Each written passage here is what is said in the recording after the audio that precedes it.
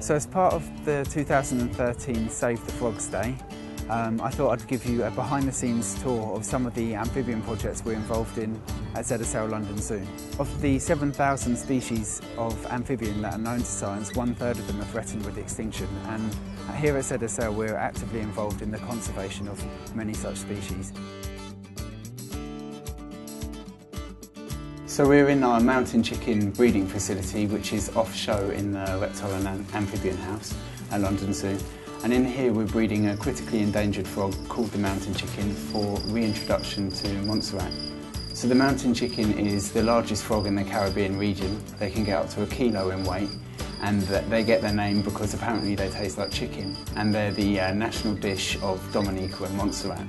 This species of frog has a really interesting reproductive strategy. The males call from a burrow and entice the females to join them, and then they mate and they create a giant foam nest which looks like a marshmallow.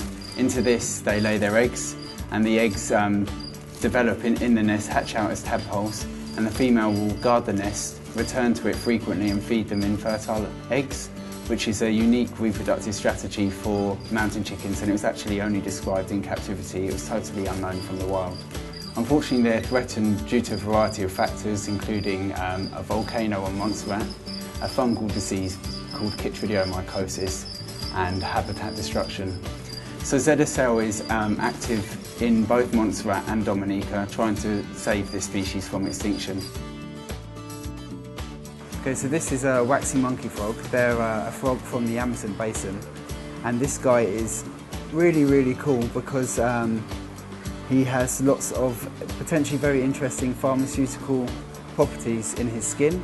So they have peptides, and they're just looking at developing a drug for AIDS and cancer from the skin secretions of these frogs. In the wild, these guys will eat potentially other frogs, but mostly it will be invertebrates. So being a tree frog, these guys have huge pads on their fingers, and this allows them to kind of walk around really easily in the branches and in the canopy.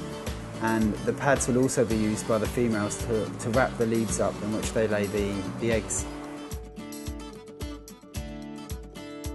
So we're now in our amphibian research lab, which is actually on show in the Reptile House. It opened in July of this year. And here we keep a really unique species of amphibian called the MALLORCAN midwife toad.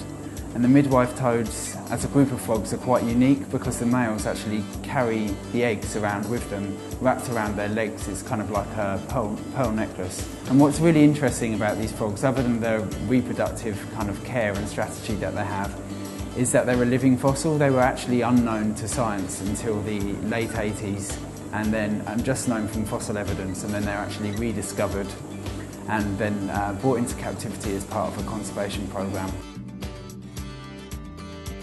So now we're in another area off-show in the Reptile House where we keep other species of amphibian for research and for display.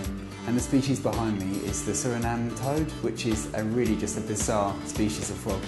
This species occurs in the Amazon basin, and you can see it's perfectly flattened and looks just like a dead leaf.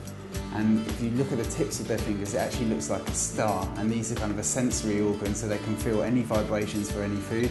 And then as soon as they feel the vibration, they just cram everything into their mouths with their fingers. And they'll take small fish, tadpoles, worms, other frogs potentially. They've got huge mouths. And these guys have another really unique breeding strategy where the eggs, when they're laid, they kind of get embedded in the female's back, and she grows a skin over the surface of the egg, and the tadpoles develop under her skin and kind of erupt into baby frogs a couple of weeks later.